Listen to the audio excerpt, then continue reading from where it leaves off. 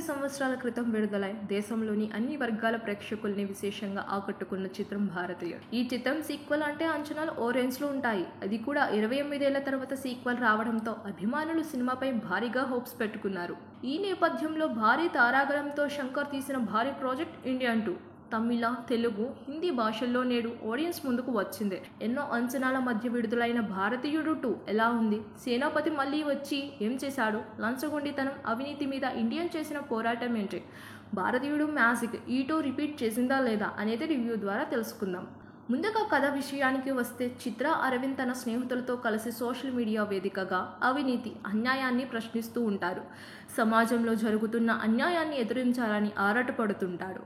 అయితే అనుకోకుండా అరవింద్, అతని గ్యాంగ్ని పోలీసులు అరెస్ట్ చేస్తారు. దీనితో ఈ అవినీతి అరికట్టాలంటే ఇండియన్ రావాల్సిందే అని Arvind gang come back Indian అనే హ్యాష్-ట్యాగ్ను సోషల్ మీడియాలో ట్రెండ్ చేస్తారు. ఈ క్రమంలో సేనాపతి రంగంలోకి దిగుతాడు. సేనాపతి వచ్చి ఏం చేశారు? సేనాపతిని పట్టుకునేందుకు రంగంలోకి దిగిన సిబిఐ ఆఫీసర్ పాత్ర ఏంటి? భారతీయుడిని అతడు ఎందుకు అరెస్ట్ చేయాలని అనుకున్నారు? చేశారా లేదా అనే ప్రశ్నలకు సమాధానమే ఈ చిత్రం. ఇక సినిమా విశ్లేషణ విషయానికి వస్తే, అవినీతిపై చెప్పాల్సింది భారతీయుడులోని దర్శకుడు చెప్పారు. ఇందులో ఏదో చెప్తాడని ఉత్సుకత అందరిలోనూ ఉంది. అయితే భారతీయుడు సీక్వెల్ అనదగ్గ చిత్రం కాదేమో అనిపిస్తుంది. భారతీయుడు మనకి ఎమోషనల్గా కనెక్ట్ అవుతుంది. అయితే ఈ రెండో పార్ట్ చూస్తే అది మిస్ అవుతుంది. దర్శకుడు ఏమాత్రం ఎమోషనల్గా తీయలేకపోయాడు. ఎవరి పాత్రని కూడా గుండెకు హత్తుకునేలాగా మలచలేకపోయాడు. భారతీయుడు రాక కోసం పిలుపు ఇవ్వడం, అతడు వచ్చాక ఆయన యువతరాన్ని లక్ష్యంగా చేసుకుని పోరాటానికి సిద్ధం అవ్వడం ఆసక్తిని రేకెత్తిస్తాయి. మరో స్వతంత్ర పోరాటం అంటూ 2 ట్రాక్ మిషన్ని ప్రారంభించడం వరకు బాగానే ఉంది. బ్యాంకుల నుంచి రుణాలు తీసుకుని విదేశాలకు పారిపోయిన పారిశ్రామికవేత్తతో మొదలుపెట్టి మినిస్టర్, పబ్లిక్ సర్వీస్ కమిషన్లని శాసించిన ఓ అధికారిని, గుజరాత్లోని మైనింగ్ వ్యాపారిని, ఇలా ఒక్కొక్కరిని అంతం చేసుకుంటూ వచ్చే సన్నివేశాలు ఒకవైపు, మరోవైపు యువతరానికి నిర్దేశించిన మిషన్ సమాంతరంగా సాగుతూ రొటీన్గా అనిపిస్తుంది.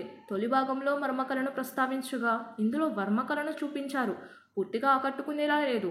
సగం సగం చూపించి మిగిలింది మూడో భాగంలో అన్నారు. దాంతో ఓ అసంపూర్ణమైన సినిమా చూసిన అసంతృప్తి కలుగుతుంది.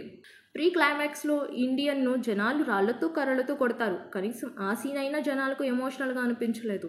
సెకండ్ హాఫ్ రొటీన్గానే ఉంది. ఇక సాంకేతిక విషయాలకి వస్తే, టెక్నికల్గా బాగానే ఉంది. విజువల్స్ అయితే గ్రాండ్గా అనిపిస్తాయి. అయితే భారతీయుడు పాటలు ఆర్ఆర్ అంతగా లేదు. అనిరుద్ ఇంకాస్త ఫోకస్ చేస్తే బాగుండేది. మాటలు కొన్ని చోట్ల ఆలోచింపచేస్తాయి. ఆర్ట్ వర్క్ బాగుంది. నిర్మాణ విలువలు మెప్పిస్తాయి. ఇక నటీనటుల విషయానికి వస్తే, కమల్ హాసన్ వివిధ గెటప్స్లో, యాక్షన్ సీక్వెన్స్లో అదరగొట్టేశాడు. సిద్ధార్థ్ బాగా చేశాడు. సిద్ధార్థ్ హీరో అని చెప్పొచ్చు. రకుల్కి 3-4 సీన్లు మాత్రమే ఉన్నాయి. ప్రియా భవాని నటనతో ఆకట్టుకుంది. ఇక సముద్రకని, ఎస్జే సూర్య ఓకే అనిపిస్తారు. మిగతా వారు పరిధి మేరకు మెప్పిస్తారు. ఓవరాల్గా చూస్తే, తొలి చిత్రం తాలూకా ఎమోషనల్ మిస్ అయినా ఈ భారతీయుడు 2 ఆడియన్స్ని అంతగా ఆకట్టుకోకపోవచ్చు.